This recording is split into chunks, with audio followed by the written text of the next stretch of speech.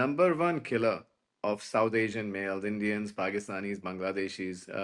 So that is something which we should focus on. दूसरे भी heart में भी सिकनेसेस होते हैं, जैसे हार्ट में वैल्व होता है, एनरिज्म होता है, एनरिज्म मतलब आर्टरी बड़ी हो जाती है, लेकिन वो ज़्यादा कम है, वो इतना कॉमन नहीं है हमारे साउथ एशियन पॉपुलेशन में।